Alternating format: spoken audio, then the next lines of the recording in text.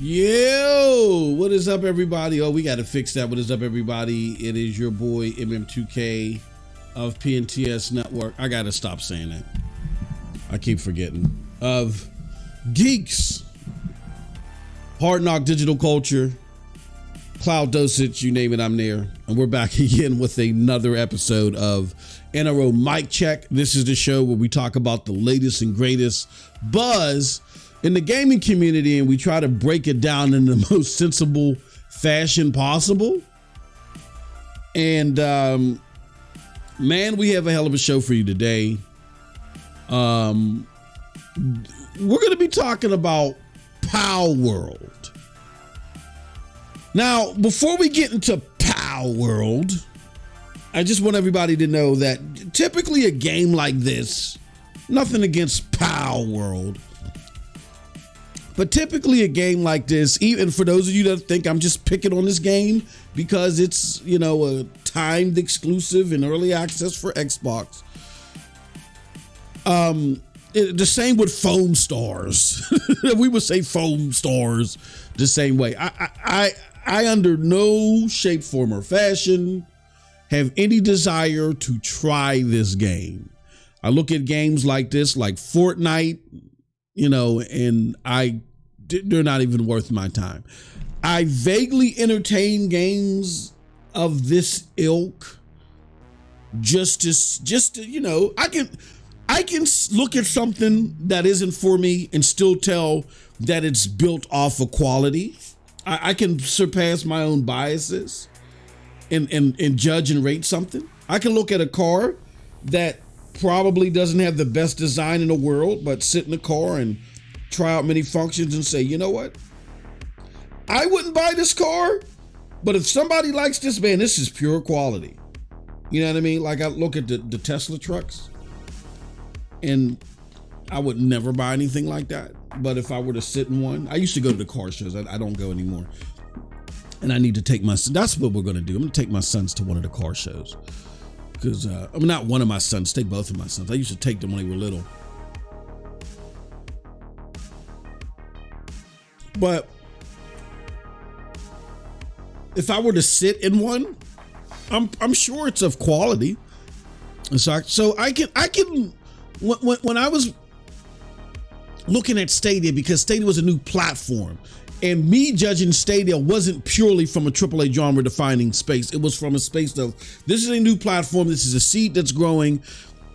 Let's see if they have all the parts to expand into a platform that can see success in the mainstream realm. That's what my overlook of Stadia was. It wasn't as defined as it is with PlayStation and Xbox and even PC gaming. With PlayStation, Xbox, and PC gaming, they're already established. It's not like you're trying to nurture or navigate a young child. These platforms have already matured. Now it's all about them and the decisions that they make. So the conversations that you may have with the child may be a little bit more, they might have less sting to them, because again, it's going through a maturation phase, as opposed to when you're talking to an adult and they do something stupid like, you know, try to throwing a plugged in toaster into, or putting a spoon in a microwave rather. You look at the adult and you say, really? You don't know what that would have caused? So that's how I look at my comparisons of me looking at a platform trying to mature versus me in the AAA genre defining space. So a game like Palworld in this space, Cold Blood and I, we're not going to talk about the game. Like, you know, as far as us playing it and our desire, we have no desire to play this game whatsoever.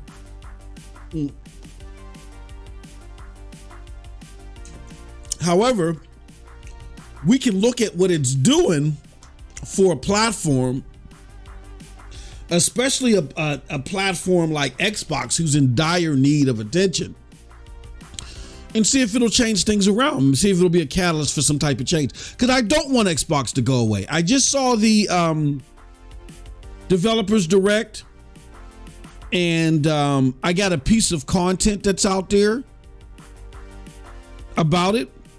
that's very interesting because I was rather disappointed with it. I think our whole panel was, and we had a member on the panel that's like our Xbox expert. He's our Xbox person. He loves Xbox.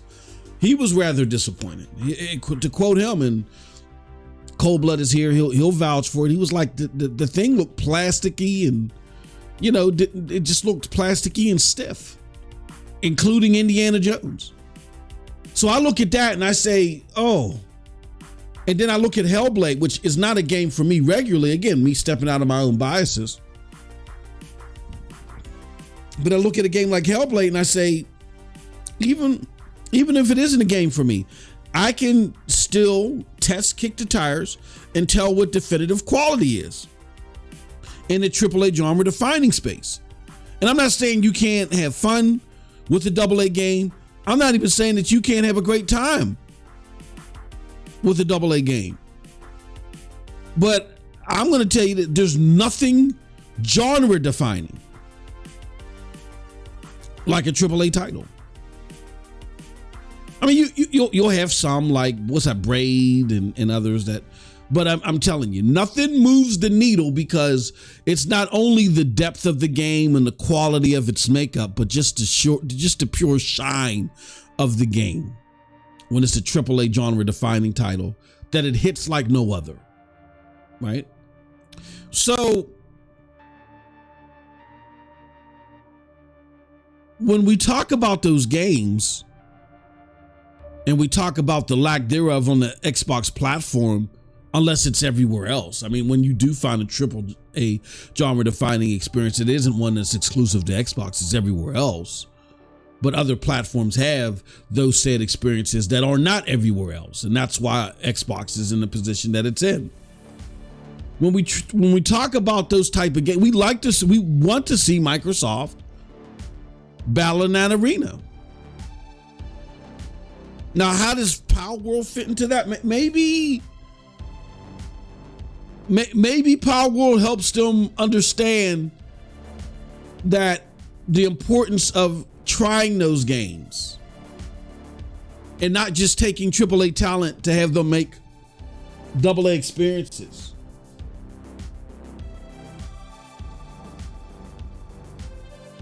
Maybe from Palworld they say, see, we found our light. We don't need to focus on AAA stuff. Let's go to a whole bunch of indie developers and see who can make the next Fortnite. Maybe that's the decision that they decide to make. We're hoping the former rather than the latter. But today, what I want to talk about in relation to Palworld is this is a game that is garnering a lot of attention. It has people on the side of the console who are eyeing the console war, having discussions that I think are off key. And then with that, I'm going to give my overall thoughts about the game, then we're going to close out. This is not going to be one of those 2-hour sessions. I don't have 2 hours worth of conversation around this game. I'm sorry. Again, this is not a game that we typically cover. I'm very interested though in those that are arguing for the crown, for the AAA genre defining space, them now jumping on Palworld of all games to do so. And they're making false equivalents like to Baldur's Gate 3.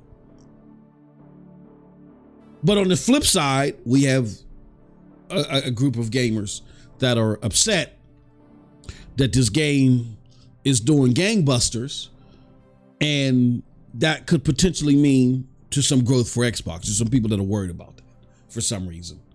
So we're going to address all that. All right. But before we do, we got to pay the bills. All right. And us paying the bills, let's do this. Let's bring you here. This is our website, pntsnetwork.com. And again, we're going through a rebrand because everything is going, we're rebranding everything under the GEiX platform. But until we get done with all that stuff, you can go to pntsnetwork.com. You can check out all of our content there. You can check out the GEiX. Everything has been rebranded to GEiX as far as the main page is concerned. There's the GEiX content. This is content from everything in relation to the GEiX platform, then the GEiX members content, anything that we do. Like, speaking of, which is closely related to this, you got Squid playing Pokemon instead of Palworld. And in Pokemon and Palworld, you know, they're synonymous in a lot of ways, and it's gonna be part of my discussion about this game in the long run. So yeah, check that out.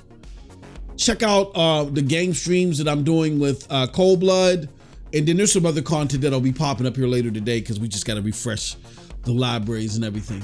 All right, and then if you're interested, if you like what I do, come check me out.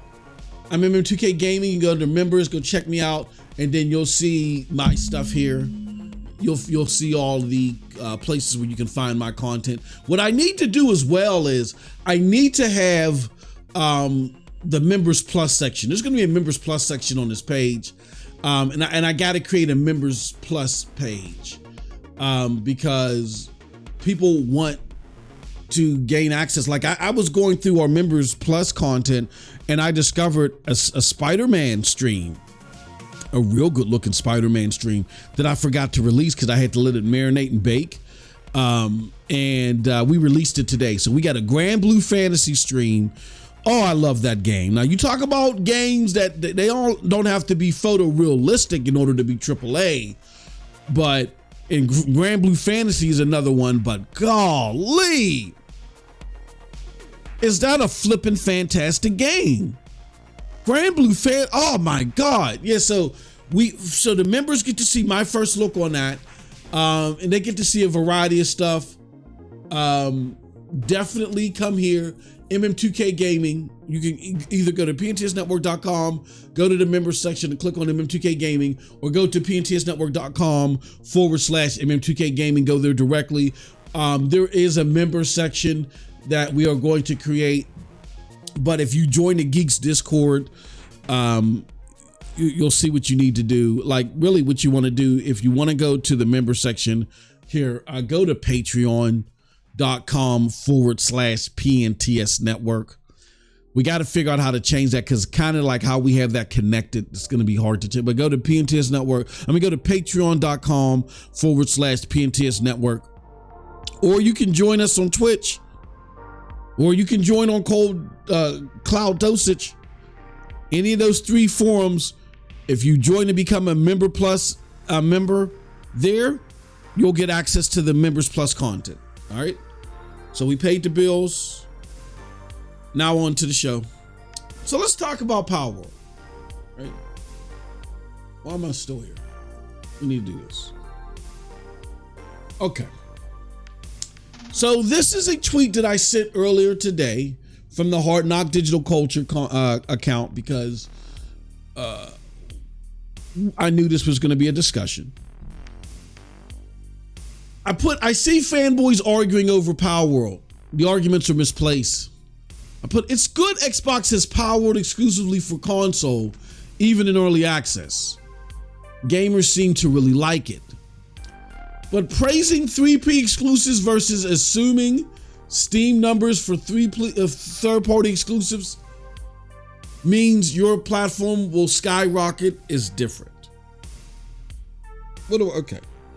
So let's talk about the juggernaut in the room. Let's start with point 2 first. Point 2. No. I'll start with point 1. Point 1 is there are Xbox fans out there that are like, wow, Palworld is getting all this attention. And we have a version, pay close attention to the word version. We have a version on Xbox. And there's a potential. And then we have console exclusivity to this. So there's a potential that if it's growing out there, it'll grow here too. But then in addition to that, you can get a version of the Palworld experience on Xbox. Let's So come on over, try it on Xbox. The primarily the second part where it's like, oh man, even if you don't have this, you don't have a computer. If you have an Xbox, you can play this version of Palworld. So give it a try. I don't see what's wrong with that. And I don't understand why. This is where I think that the PlayStation people, you really got to get some bourbon and get some vodka or get some sedatives, and y'all just need to chill out. Like, I'm seeing a full-throated campaign to shoot down Palworld for anything. Now, there is a discussion to be had, because I'm gonna point it out to you. It was, and I saw a sample of this with two creators earlier today, or yesterday, I think it was. But this effort to just shoot down Palworld because it is successful on Steam and there's a version on Xbox. For those of you that are doing that, y'all need to chill out. If you're sending multiple tweets about Palworld as a PlayStation dude, do you understand? You look like Tom and Jerry, the cartoon Tom and Jerry. If you don't know what that is, look it up. You look like Tom and Jerry, where, you know, Tom is the cat, Jerry is the mouse, and it was the cartoon rivalry between the cat and the mouse. And Tom was always trying to catch Jerry and eat him, you know, or kill him, whatever. You know how cats do with mice. And Jerry always outslicks Tom. And in one scenario, you know, there's a mouse hole in the wall that Jerry would always run into. Tom would try to follow and he would bang his head because he wasn't small enough to fit through the hole. So Tom one day, over Tom one episode, thought, okay, I'm gonna get this damn mouse. So he grabs a shotgun in the cartoon and he sticks it through the mouse hole. And as crazy and wonky as cartoons are, Jerry cuts out a hole above that, and miraculously the gun bends and comes out right above Jerry. So when Jerry shoots, or when Tom shoots the shotgun, instead of him shooting into the mouse hole, because of the hole that Jerry drilled, it ends up coming back out and shooting him in the head, right? I know, great stuff for a cartoon, correct, right? But that's the proverbial Tom and Jerry game that I think PlayStation gamers are playing when they go on this tweet campaign about Palworld. Like, you got to know when to hold them, know when to fold them. I don't think sending tweets just in general denigrating Palworld over and over and over again, just so it has a cascading effect on Xbox. I don't think that's a smart thing to do. It's just nonsensical, and it reeks of desperation. It does. I'm sorry. So the first part of my tweet, where I say, look, Palworld's doing great, and it's cool that, you know, it's on Xbox, or really in reality, there's a version on Xbox that's cool. But, you know, gamers seem to like the game. So, you know, hopefully it'll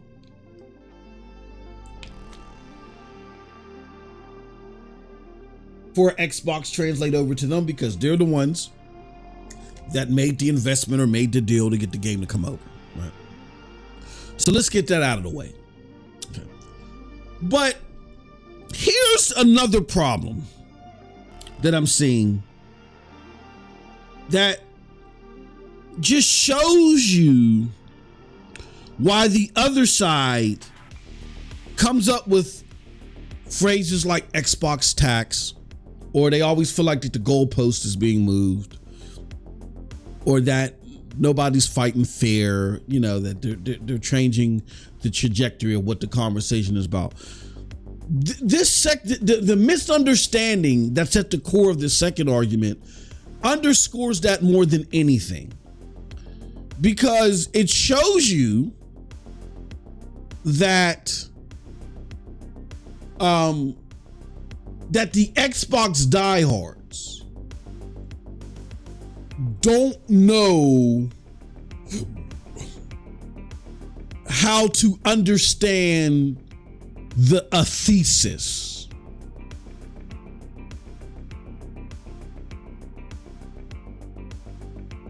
You have a lot of these content creators, these salt miners or whatever, that make up these elaborate videos, and they try to argue so elegantly and all this stuff, but they don't understand the basic fundamentals of comprehending things that are said in English, and they don't understand a thesis.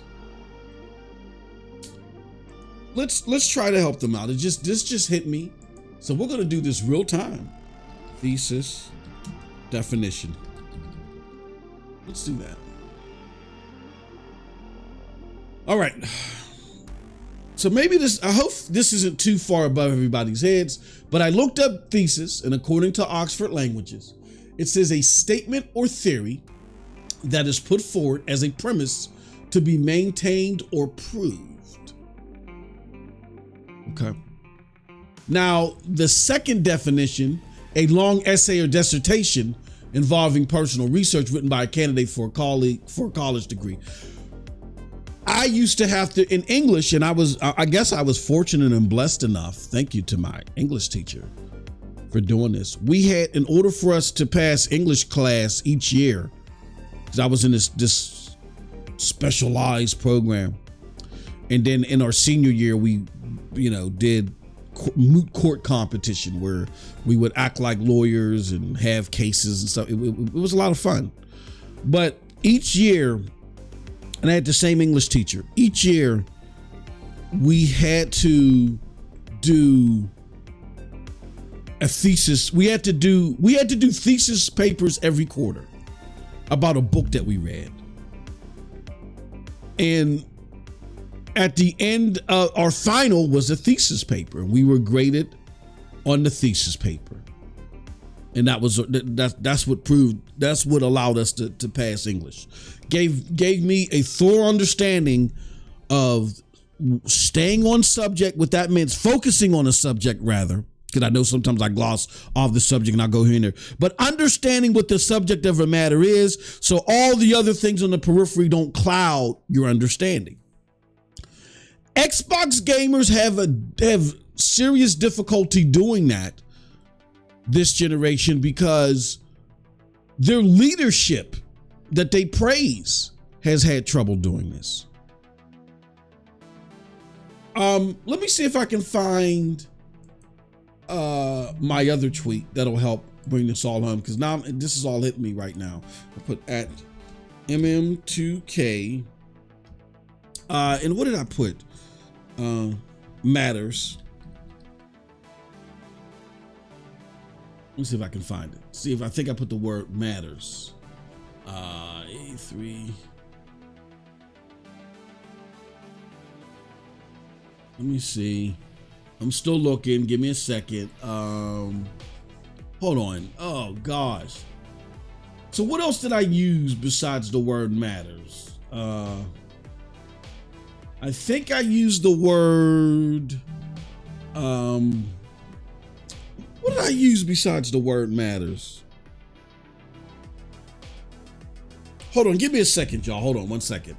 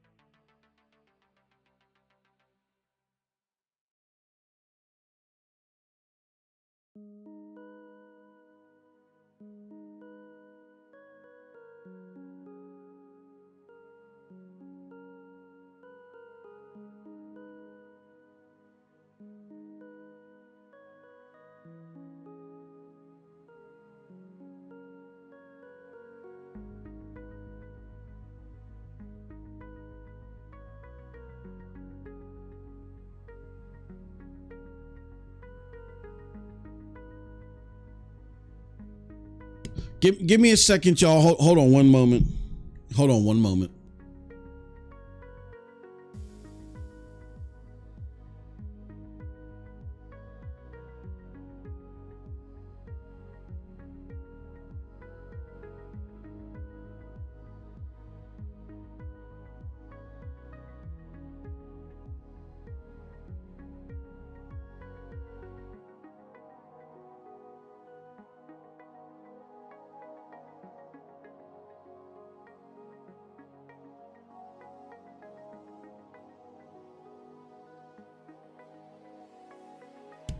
Give me 2 minutes. I just got to send something off. Hold on one second.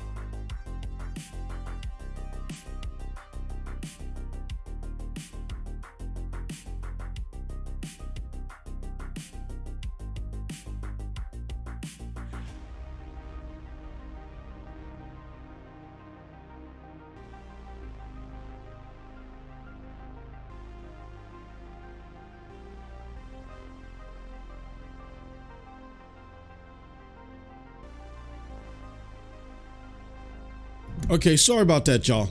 When duty calls, I had an urgent business email that I had to send now.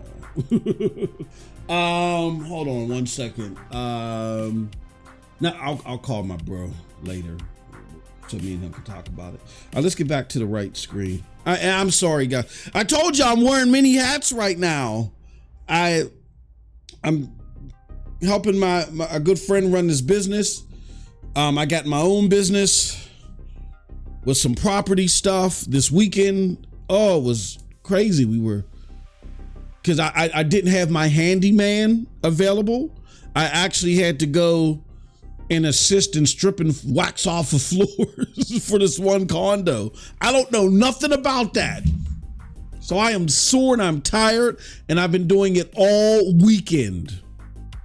So you have to excuse me. And then my wife woke me up this morning, which I was late logging into work. So we'll see how that. I haven't been late in like, oh my God, logging into work in 7 years. And I'm lying. I haven't been late logging into work because I've been working from home since 2016. Yeah, so yeah, no, I'm right. 7 years. And when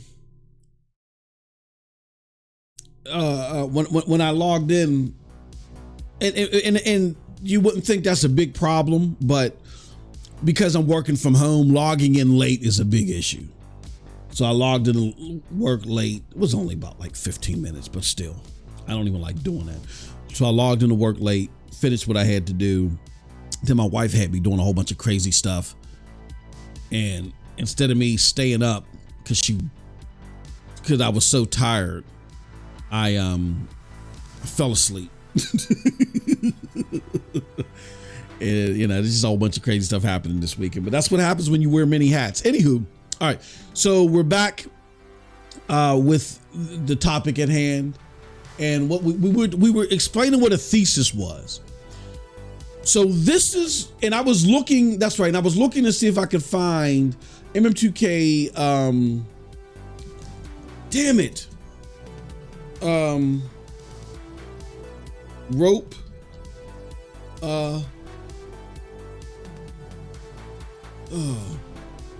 Rope dope.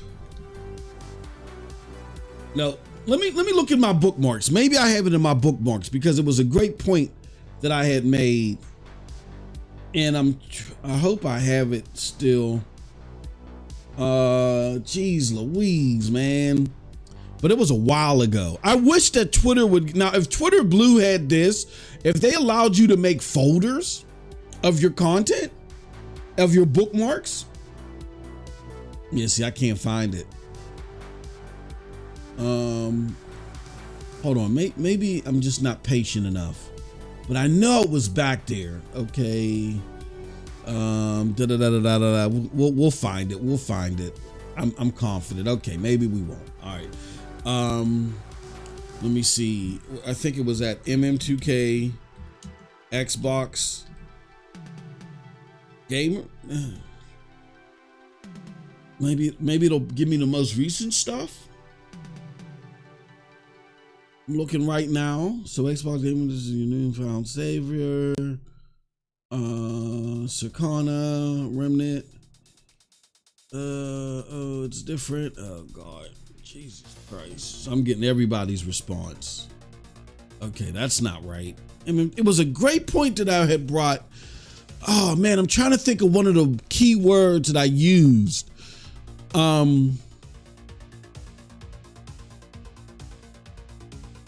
1P exclusives, I think it was.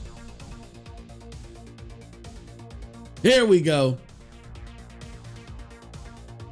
No, that's not it. Damn it. Not 1P exclusive. No, what wasn't 1P exclusive? It was, let me try first party. First, or maybe it was just 1P without Xbox. 1P exclusives. I'm gonna find now. Now I gotta find this. Here, damn it! That's not it.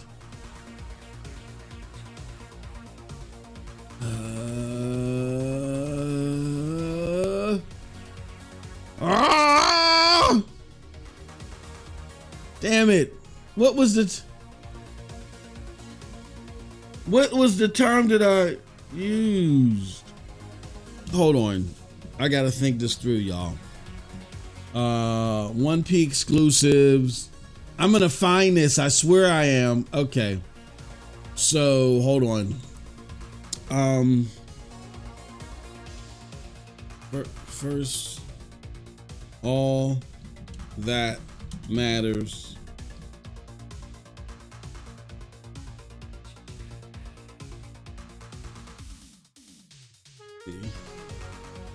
That it matters. Matters and quality. Matters, quality.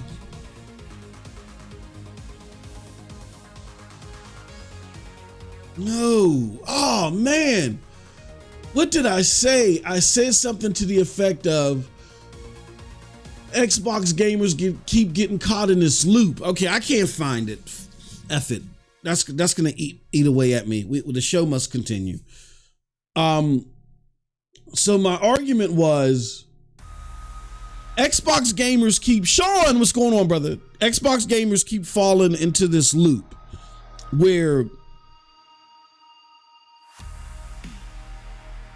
they, because PlayStation played this game with Xbox. The company PlayStation played this game with Xbox.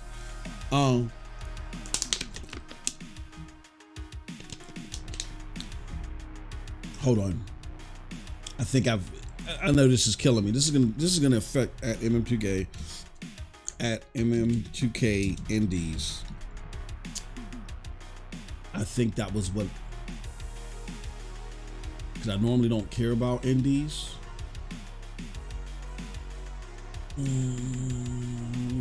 God damn it. That's not it.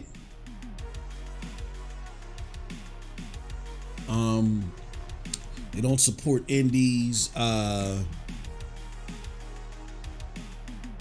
I was saying, they didn't support indies. They don't have first party studios. 1P Studios. Maybe that's what I put. 1P Studios.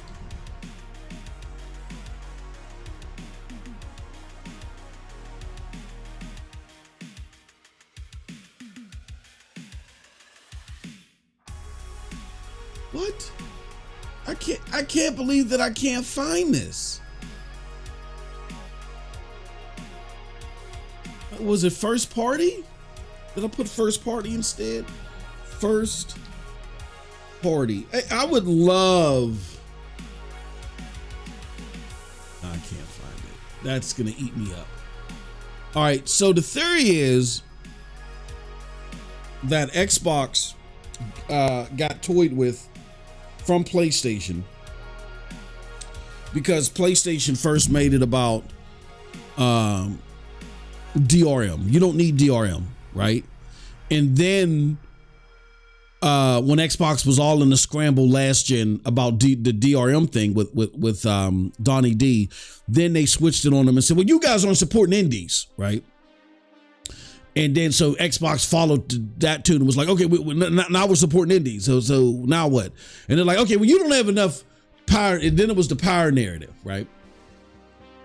And then they was like, okay, all right, well, now we got a box with the power narrative. And then in the Xbox One X. And so then PlayStation said, oh, it ain't about power. It's about first party studios. And then so now Xbox has a bunch of first party studios, and they're like, oh, hold on. How come we still aren't on top? What's going on here? Like, this isn't fair. It's the Xbox tax. And this is where y'all keep messing up. What y'all don't understand is that it has nothing to do with any of that stuff. All that matters is that you have quality AAA games. That's it. All that matters is that Xbox starts curating or creating quality AAA games. That's all that matters. Genre defining AAA games. That's all they have to make. When they start making genre defining AAA games that other other gamers see and they're like, whoa. Oh man, yeah, I would like to get that box for that. I would like to try that someday. When Xbox starts doing that, then you start seeing movement for their console. That is unless they entirely leave the space and they start focusing on your Palworlds, and then they actually get an up-to-date version of the game. You know what I'm saying? The one that everybody's going crazy about, not the version that's on Xbox.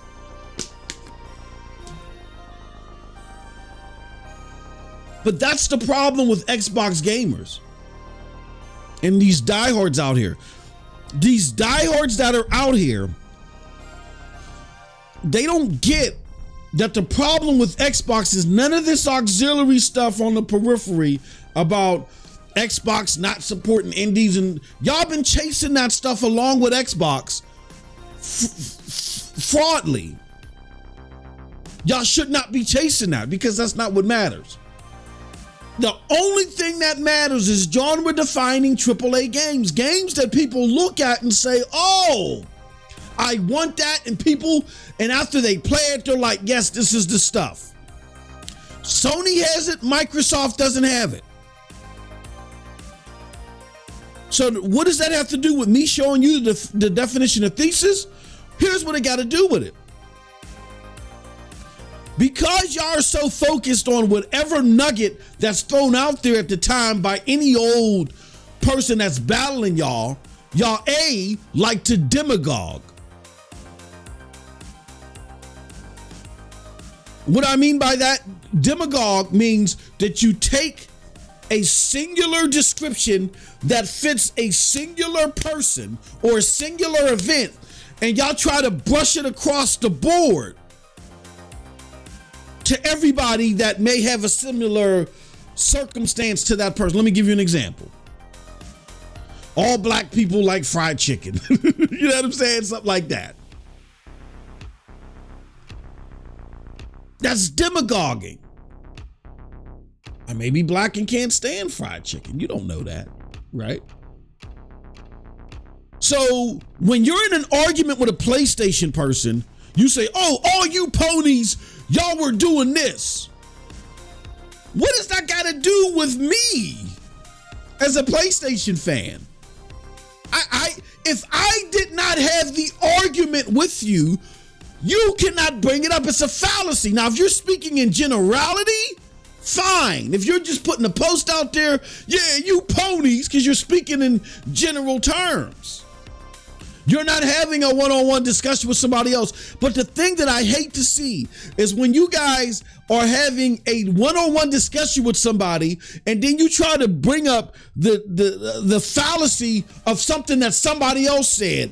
And so you ponies were doing this. Unless you definitively have proof that the person that you're talking to, you're debating with, is doing that, it's a fallacy.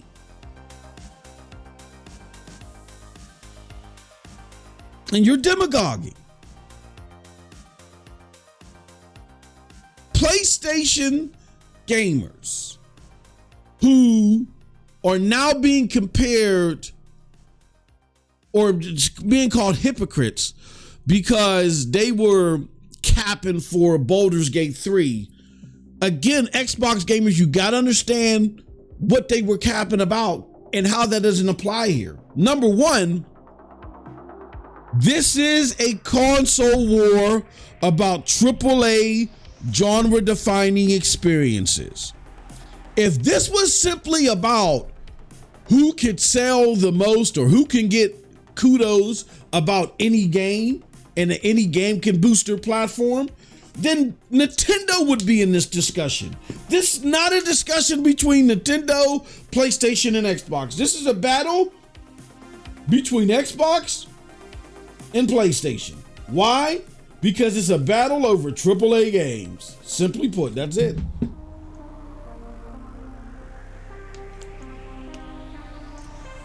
Who has the best AAA genre-defining experiences? That's why people get told, oh, you got nothing but kiddie games and all that other stuff. And you get told that because this is about who got the most badass genre-defining titles.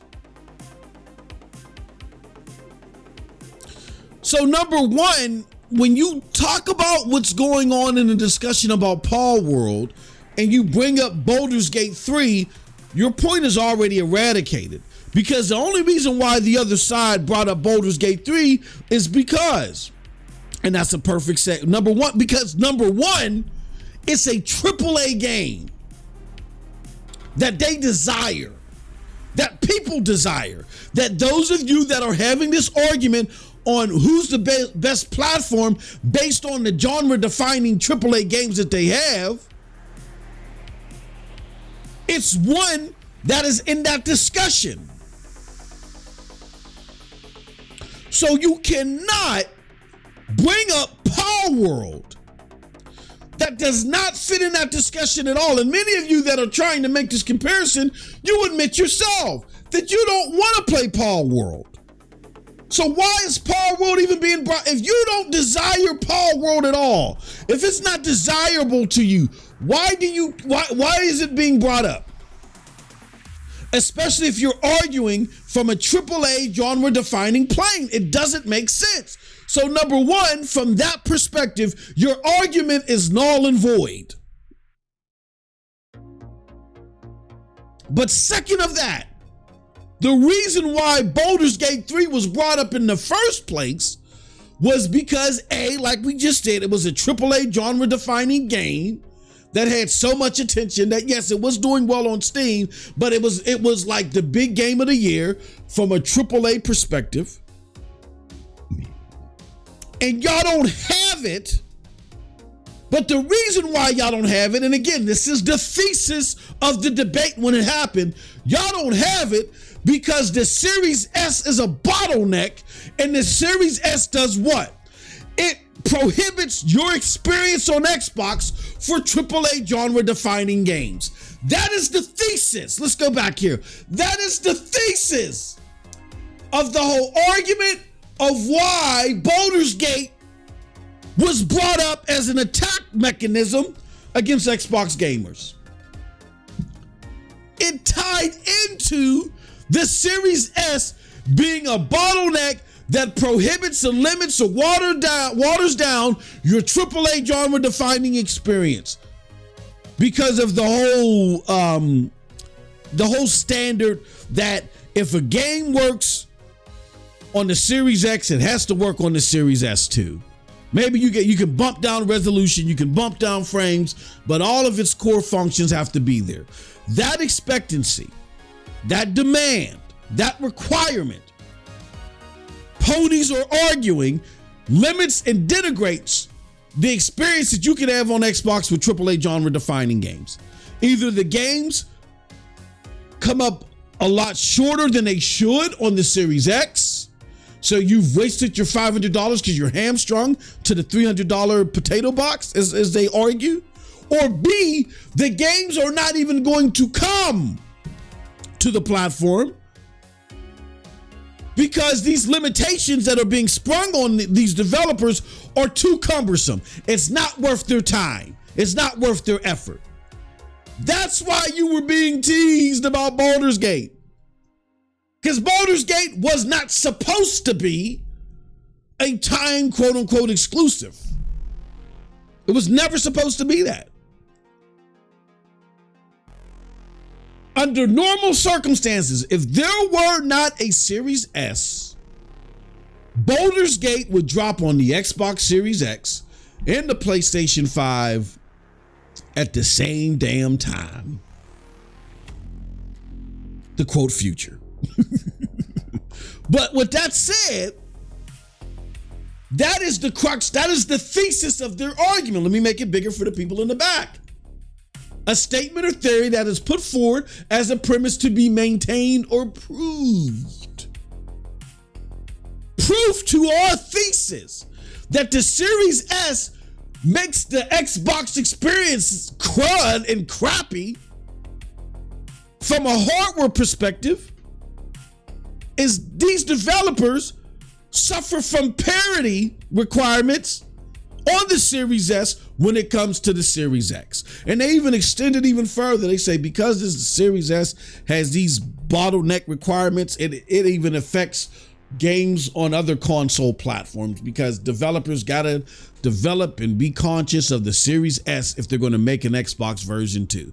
There's some things that they cannot put in a game that are too much for the Series S that maybe could work on PlayStation, that could work on Series X if it was just a singular platform, but the Series S is hamstringing experiences on other consoles as well. Now, I want to first put out this disclaimer. First and foremost, everybody that falls for that narrative about the Series S being a bottleneck is not an Xbox hater or is not a PlayStation pony.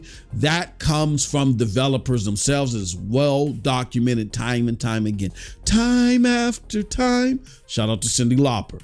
That being said, I don't know, but you can make that argument, but I don't know about it holding off. I mean, it's a sensible argument, but I'm not co-signing on it. It's hamstringing the experience on other platforms. At the very least, the thing that is proven, the thing that has been spoken on by the developers is that it's definitely a parity requirement that is a pain in the ass, and one that developers are urging Xbox to drop, that they won't drop, except they had to for split screen co-op on the Series S when it came to Baldur's Gate 3. That's why Baldur's Gate 3 was being brought up. You got to understand the crux of the argument, and then you follow the levels from there. Aha, y'all ain't getting Baldur's Gate 3. Next level. Aha, look at how well Baldur's Gate 3 is doing on Xbox. I mean on Steam. Hold on, let me go back a little bit. Let me add in all the information to the layers. Aha, the Series S is a bottleneck to AAA genre defining experiences. Aha, level 2. Y'all tried to argue against this in the developers. Look, the biggest AAA genre-defining game of 2023 is not coming to your platform day and date. Aha! Look at how well this game is doing on Steam. And oh man, pre-orders are crazy on PlayStation. So it's doing a lot of activity on PlayStation. Tier 4. Aha! Y'all said that 90% of its activity is on PC and hardly nobody's playing it on PlayStation. Look at what Matt Piscatella said. He said that the sales were fantastic on PlayStation. Aha, once again, because of all these other layers of narratives, y'all ain't getting it day and date, which the crux of our argument is, again, all this proves that the Series S is a bottleneck and it is hampering AAA experiences because of the parity clause enforced by Xbox. That's why Baldur's Gate 3 was the light was shine on that as much as it was. It had nothing to do with, in singular fashion, simply a game being on Steam. But because my Xbox brethren and sisterin have a very hard time with understanding theses and the layers associated to them, they take the most remedial association and try to say, we caught y'all being the hypocrites. No, Number one, if Palworld does well for Steam, and then not some at one point in time in the future translates to Xbox, that's good for Xbox gamers that want to play Palworld.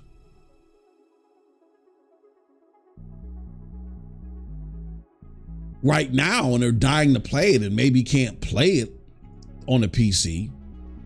I don't understand why they wouldn't be able to. But how does that help y'all in the AAA genre defining narrative? Because like I said at the beginning of all this, of this show, I don't know if this sends the message to Xbox like, oh, okay, you know, now we got something that's driving attention to our platform, so let's use that as a springboard to maybe have some more AAA exclusives. Now that there's something bringing in gamers, maybe we can do that. I don't know if that sends that message. I hope that sends that message, but the message that it likely sends, knowing this regime, is that it sends, see, that's our lane. AA experiences, AA gimmicky experiences. See, we're making the right decision. We made the right decision in not really expanding Hellblade and keeping it a AA experience, not selling it a physical copy, only keeping it digital. We made the right decision of taking Indiana Jones and just slapping that aesthetic on like an old school machine games, you know what I'm saying, template. Because the movement and jankiness of what we saw does not scream AAA. It's not impressive at all. What's impressive is the likeliness and the cutscenes. That's it. But the gameplay, there was nothing that impressed me. Avowed, a studio like Obsidian that made some of the best games in the world, they come up with this cheesy looking experience, plasticky and just real dull experience in the Valve that's coming out pretty soon. We're using AAA development talent and we're creating AA experiences, but they're going to be able to create a bunch of them. So because of that narrative, or because of that situation, Palworld just shows us that why we should double down on AA experiences. That's all that this shows you. And that piggies back to my point of view that it doesn't make any sense for PlayStation gamers to be all up in arms about that. That's just the tip of the iceberg. More importantly, there's two more reasons why.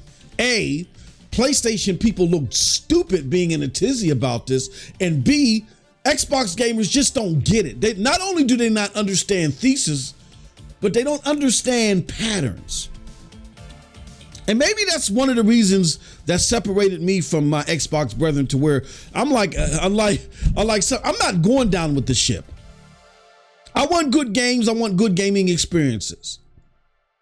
Now, have I favorite platforms and consoles that didn't make it? Sure. I love my Sega Saturn. I love my Sega CD. I enjoyed the Dreamcast. I even like Stadia. Those are platforms that all went down and went under. But while they were going down and going under, they were supplying me what I was expecting from them to supply. I'm not going down hoping that you're going to give me what I want because I decided to pick your flag. I don't care if you're sky high. I don't care if you're number one. I don't care if you're in last place. I am a consumer and I'm a gamer more than anything. I'm not an Xbox gamer. I'm not a PlayStation gamer. I'm not a GFN gamer. I am a gamer that happens to like PlayStation, GFN, and so on and so on. When you look at things from that perspective, I think you do gaming in the community as a whole a much better service than looking at yourself primarily as a PlayStation guy or an Xbox guy or GFN guy or even a Stadia guy. I am a gamer. Even in my biggest representation of Stadia. And this made my fellow Stadia gamers mad because they're like, how are you pushing the narrative that we feel like that you need to push when you do something like this in M2K? What was that? I bought me a PlayStation day and date the moment it released and highlighted it all over social media. Cheesing like a mofo. Well, y'all couldn't see me cheesing, but still. And I had fellow Stadia gamers who were looking at me and they was like, oh no. And this was holiday 2020. Cyberpunk was dropping. Stadia was doing the giveaways of the Stadia Premier bundle. They were picking up a lot of steam as far as Stadia was concerned. They were picking up some steam. And then you even had Forbes articles and stuff that were coming out from people that were like, look, out of all these platforms, the PlayStation 5, the Xbox Series, and Stadia really feels like the most innovative. They was breaking down the, Play Anywhere, the Stream Connect, the no download. There's like, they are offering more stuff that is future-like than these other consoles are right now. And we're getting pretty much games that are in the same vicinity. Yeah, they might be slightly better on PlayStation 5 and Xbox Series X. That's because there were no next-gen games that were out at the moment. Everything was pretty much cross-generational. So because they were cross-generational, there was a certain plateau that they had. So the guy was looking at it like, look, I'm looking at all these games that are coming out, these big-ticket games. They're coming out on Stadia, Cyberpunk, the Assassin's Creed, Hitman, and Outriders. I'm looking at all these games, and I'm looking what does each platform provider give you uniquely. And I really feel like Stadia is the most innovative, right? Now, again, the only reason why I'm saying that is because if there was any time for a Stadia content creator or a cloud gaming enthusiast like myself to double down on cloud gaming from a popularity perspective, if there was any time for me to not mention dedicated hardware or any of that, it would have been then. What was I doing then? Not only was I primarily promoting Stadia, but I was promoting me getting a PlayStation 5, and I was also promoting me buying a 3070 GPU. I even had a podcast where I brought on Xbox people who were negative towards Stadia on a Stadia podcast. You know that's taboo. And I had them explaining to my Stadian brethren that some of these slip-ups that Stadia was going through, y'all need to stop talking like they fumbled the bag, like they messed up an opportunity to become number one in 2020. That was not happening. I was like, look, even though you got Forbes putting this article out, even though Cyberpunk is doing this, we got to keep it real, y'all. The majority of these gamers, they got PlayStation 5s, they got Xbox Series, they got 30 series GPUs coming out. They are not checking for Stadia at all. I don't care what Stadia has. They're just not in the mood. I had to break this down to y'all. If there was no other popular time for me to do that, it would have been then. Why did I do that? Because my overarching message has always been game where you can, game where you like. And even though I like to see the advancement of cloud gaming, even though the advancement of cloud gaming does more for me than, let's just say, panel mates like Cold Blood Sensei or anybody else, I game wherever I can because I want to be able to play everything that I can. There are certain scenarios where, because I have certain standards of what I want in a game, like 60 frames per second is a standard. You know what I'm saying? Being able to play mobily, to jump from here and there, is a standard, is because of my gaming needs or whatever, I will say, you know what? Even though it's available there and I have that, I don't want to play it there. Why? Because like I said, part 2 of what I said is game where you like. Certain games, I don't like playing them on certain platforms. I want a certain experience.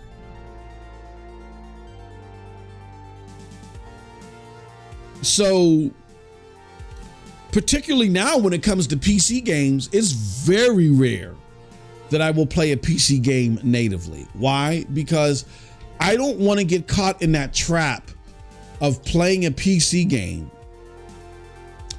me enjoying it natively, and then 3 weeks later, they drop some HD pack that now requires more VRAM than my GPU is capable of. Far Cry 6. Those type of scenarios irk me. And all they do is put me in this loop of, oh, now I got to spend more money and get this part and now I got to upgrade my CPU. I ain't got to do that with NVIDIA GeForce Now.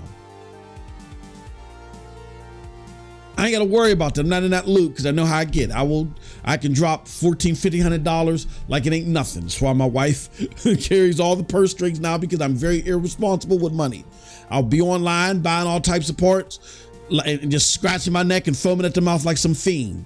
I didn't mean to do it, baby. Help me. I'll do it in a heartbeat. But now I ain't got to worry about that. And I can keep my life and keep all my limbs. I ain't got to worry about my wife breaking them because of NVIDIA GeForce Now. So there were games, for instance, Hogwarts. Now I could get Hogwarts on PlayStation 5. I could. But Hogwarts, I feel like if that's a game that I'm getting into, that's a game that I would like to play remotely. Like I'd like to be able to, when I got to get out of the office, I got to go downstairs or whatever, I would like to play it remotely, right? I'm not going to play that natively on PC. And then PlayStation, I mean, I don't have the PlayStation remote device yet. I mean, I'm really interested in it. But because I'm a cloud gamer, I'm very hesitant on buying an additional peripheral to do my gaming.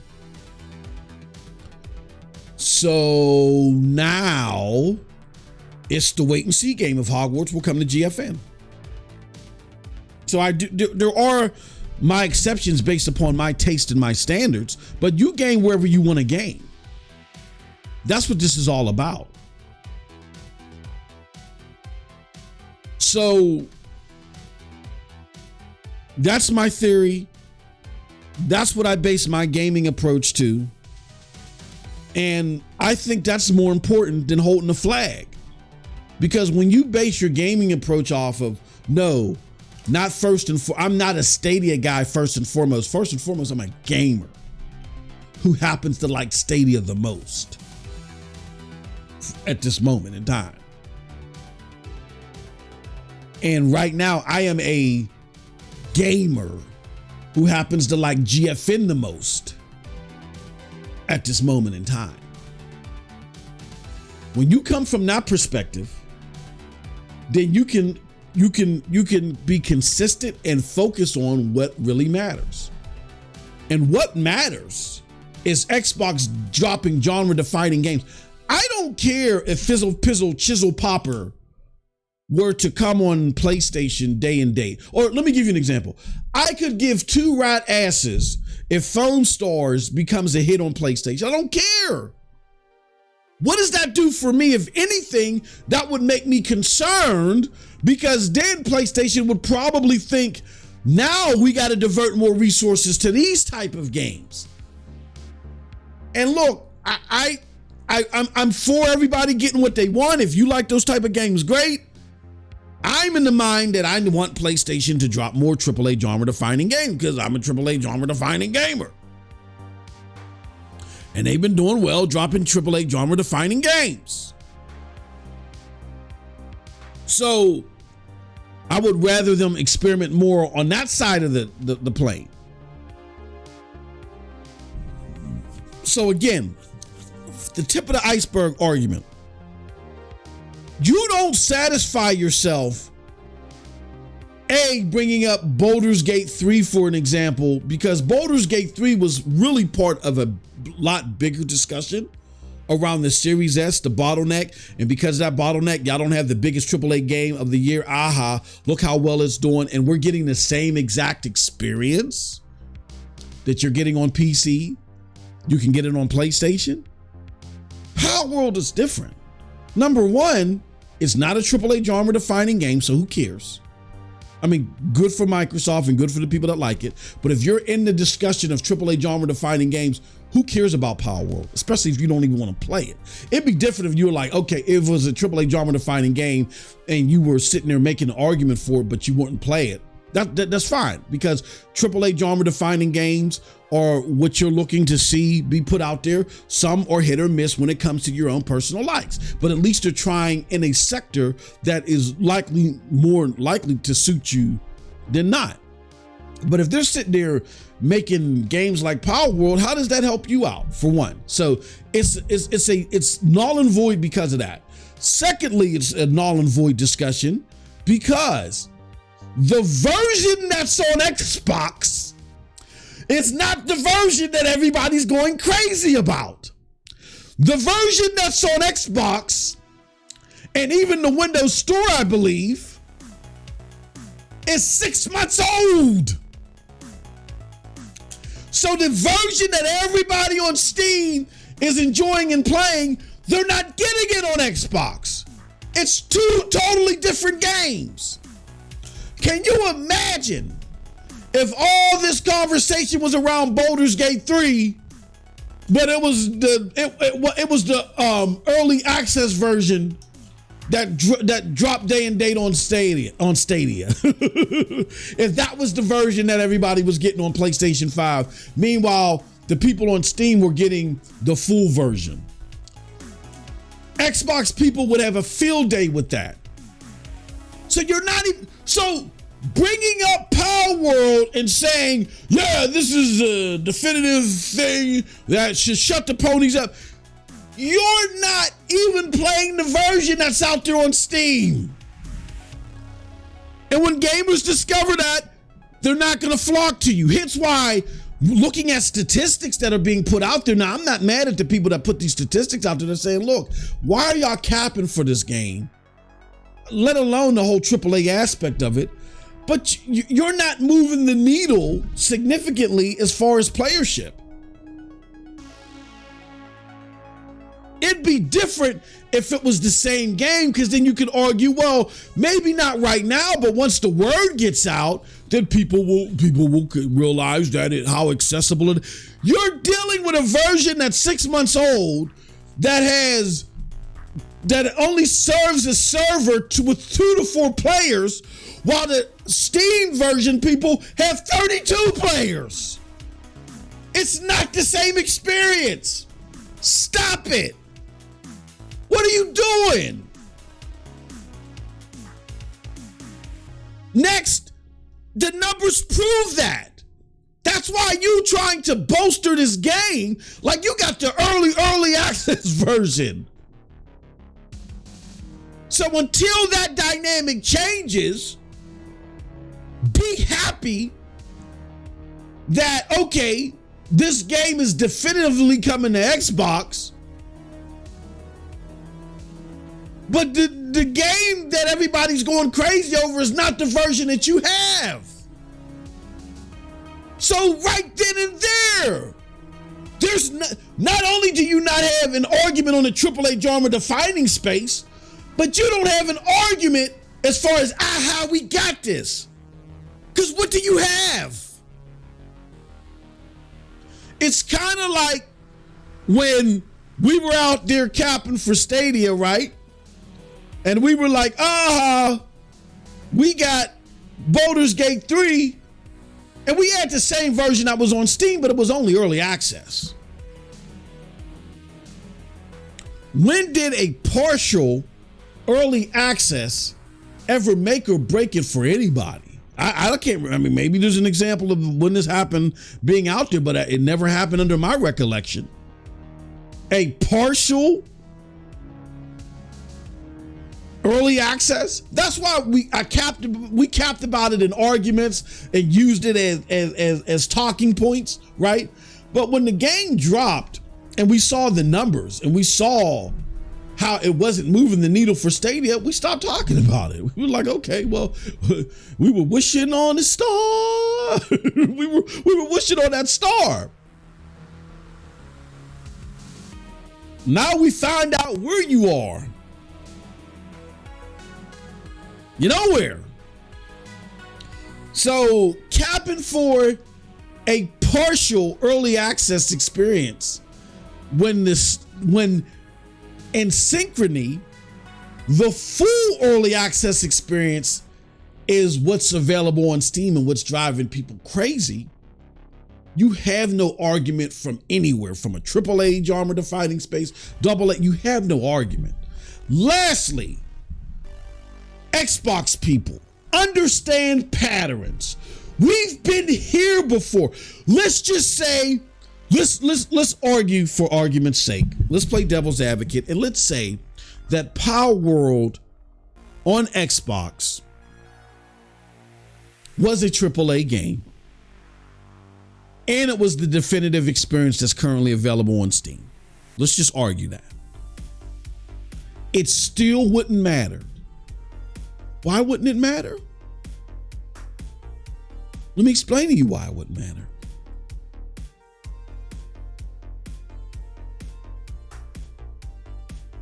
PUBG.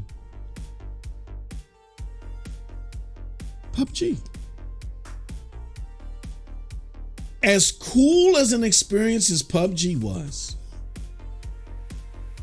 it was not enough to not only fail in making the Xbox One console competitive, even though it was a console exclusive at the time.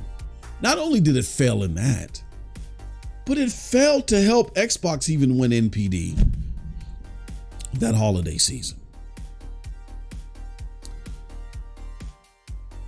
I'm going to go back to the aforementioned Baldur's Gate.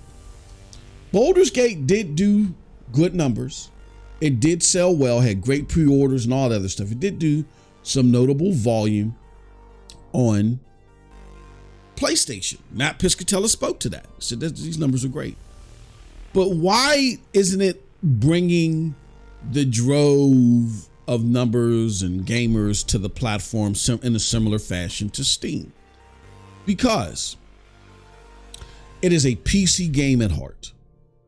And PC gamers and console gamers are different. Now, don't get me wrong. There are some experiences that cross thresholds and cross barriers. Call of Duty, Fortnite. But not every single game does that. And Palworld is not a game like Fortnite, where it's just pick up and play, shoot. It's like Ark. It's got a bunch of stuff going on, stuff that mainly tantalizes PC players. It's not resource heavy from what I understand. So anybody with a potato PC can boot this thing up and play it. That right there, my friends, just limits the footprint that it's likely going to have on Xbox. And I want to throw a couple other tidbits out there, some honorable mentions. Number one, PlayStation's already on the case of getting this game. So if this game is I think a lot of people are arguing about this because they think that this is going to expand Game Pass significantly. And if a whole bunch of people can get on board and get this for Game Pass before the PlayStation version comes out, then they've won, right? This will help sell Game Pass and they've won, right? But PlayStation version is on its way. And to that narrative about, well, it's out now, it's going through the craze now. If the people get it on Game Pass, then they'll want to play it on Game Pass, and then they'll likely play the other. No, if they get this on Game Pass, they're likely just going to play it on Game Pass. And that's all that they're playing. Right. And that would require them to get an Xbox, or they can just get the PC version on Steam, which that's what they're doing. I think the 10% likely of active participation on Xbox is from people that already have Game Pass. I don't see a lot of people flocking to Game Pass that are new members to Game Pass, them doing it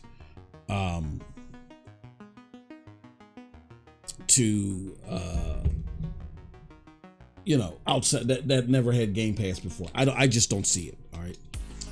Secondly, or lastly, in the honorable mentions,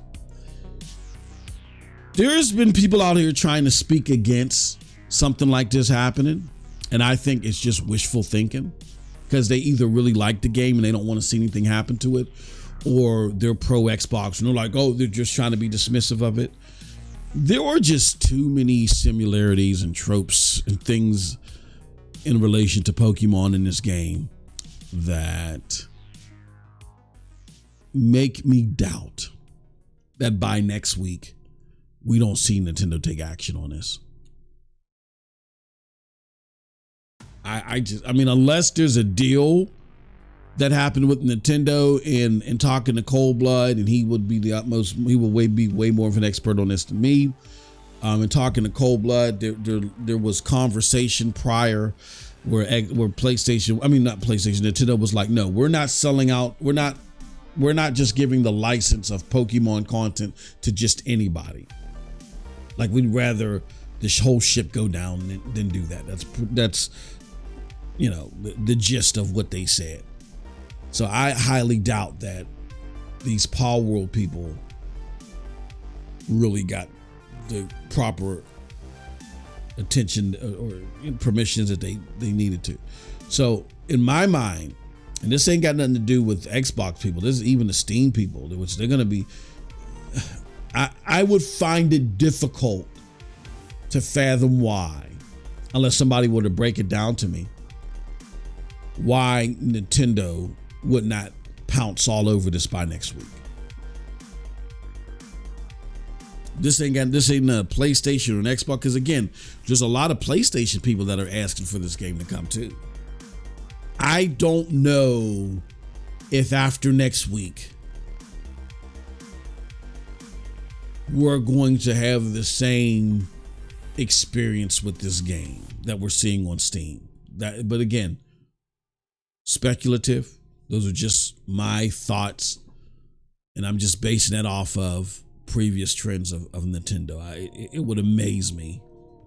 Anything's possible. I've been amazed before, but it would amaze me if by the end of next week we don't see Nintendo trouncing all over this and changing the dynamic of what people are getting with this game.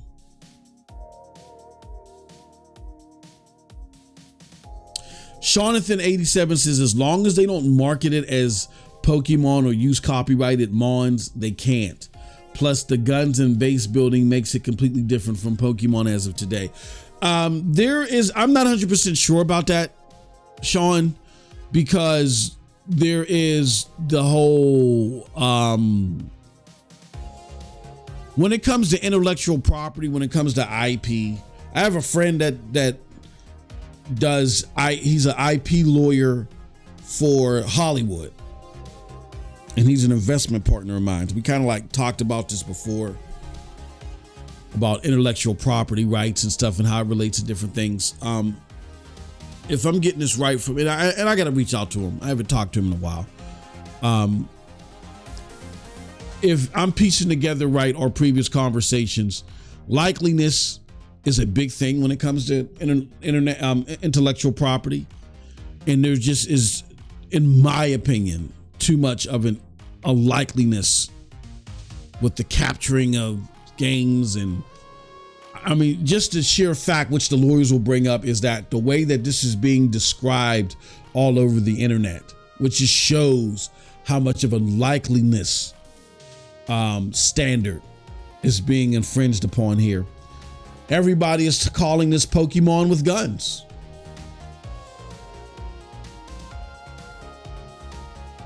That right there sees within itself. There's a likeliness threshold that I felt like is dinged here as far as giving Nintendo a case. That's again, if I'm piecing together all this stuff that in the conversations I've had with my intellectual property lawyer friend. But I would have to show this to him to get his exact thoughts. But I like I said, because of that, I know that there's some variables that they try to put in here. Maybe an attempt, maybe it was just because of design, maybe it was an attempt to differentiate enough. But I think within itself, there's just enough of the, what do you call it? The likeliness threshold that is being met in favor of Nintendo possibly bringing a suit. I could be wrong. Like I said, I could be amazed. We'll see. But if I'm not wrong, I would expect Nintendo to do something by next week. He says the squint test might make things dicey, but should be different. I don't know. We'll see. With that said, those are my thoughts on this game and what's going on. It's just mainly, again, kudos to them if they can bypass any hurdles by Nintendo and they got them a game that speaks to an audience and is speaking to them in droves. Shout out to big ups to them. This game does not speak to me at all. I have before, the only time I've played Fortnite is when I was testing it out on xCloud because I wanted to test and see, you know, how well it worked on xCloud, and it worked fairly well. I was really, really impressed from an xCloud standpoint on how well it worked. But that's the one and only time that I played Fortnite. I have no desire to play that game. And what do you call it? Palworld fits into that narrative. Now, just because I have no desire, do I mean that I wish harm and non-success on it? No, absolutely not. Like I said, if they can get past those hurdles, this game is likely going to see success. And if Xbox can get the current version of the game and they do so before PlayStation does, that has the potential to attract gamers of that specific demographic, which there are a lot of, over to Game Pass into the Xbox ecosystem. Kudos for them. And that's nothing for PlayStation people to get all up in a rye about and get all crazy because Xbox is seeing some success from some venue. I think that's silly. But what's just as silly, if not even more silly, is trying to use Palworld as a browbeater in a AAA genre defining discussion. Number one, it's not a AAA genre defining game.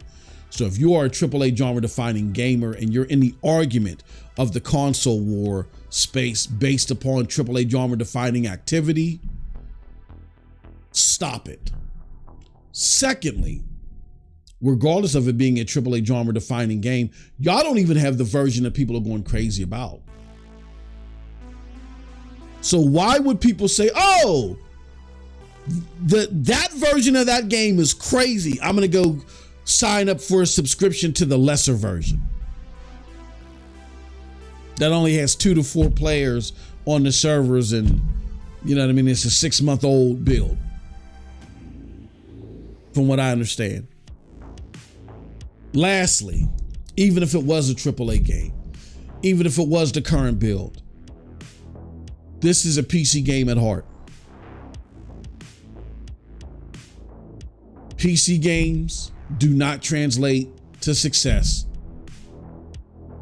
just because they're in early access on Xbox. PUBG is a prime example. I remember when we all know this is when before we knew any better, because these games were new, battle royale, it was new. We were like, Xbox should buy the makers of PUBG. They should buy Bluehole. They should do this. They should do that. You know what I'm saying? To help build activity. We were saying that based off the fact that PUBG, in a lot of scales, was close to a AAA experience. It was definitely genre defining, but it was close to a AAA experience. So it had a hardcore appeal, so it would bring more hardcore gamers, right? Like, I played PUBG and I've liked it. It wasn't one of my biggest games, but I've played PUBG and I've liked it. So if we can get more AAA genre defining gamers, more hardcore gamers over because of this game, let's do it, because it's big on PC. That was the appeal of that game. Even though that fit more of the narrative of the argument that people are trying to have with Palworld today, which is absurd, but even though PUBG fits that narrative, it didn't do anything. It didn't move the needle. It didn't help Xbox at all as far as closing the gap, nor did it didn't even help them during the holiday season it released.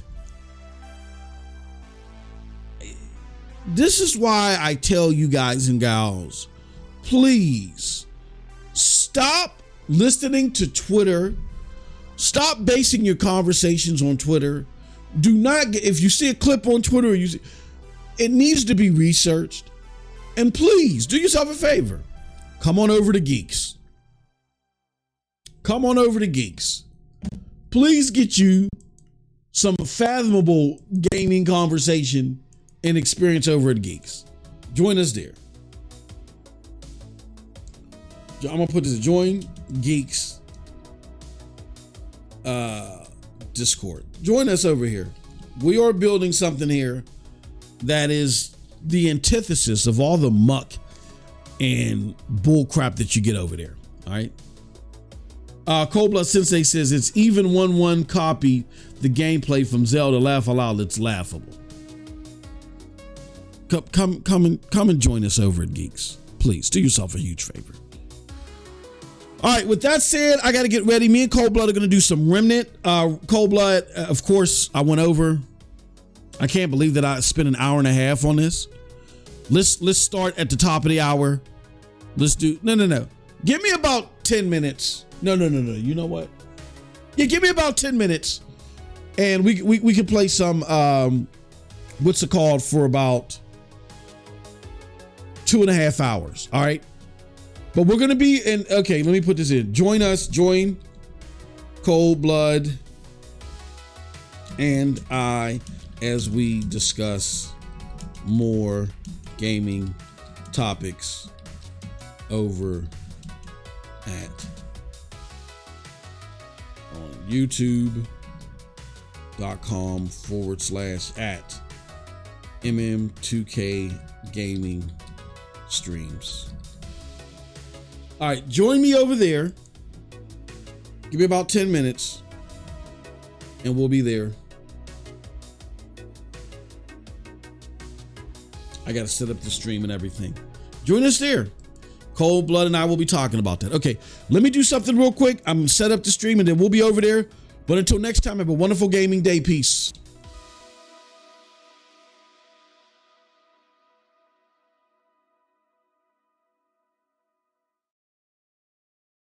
Oh.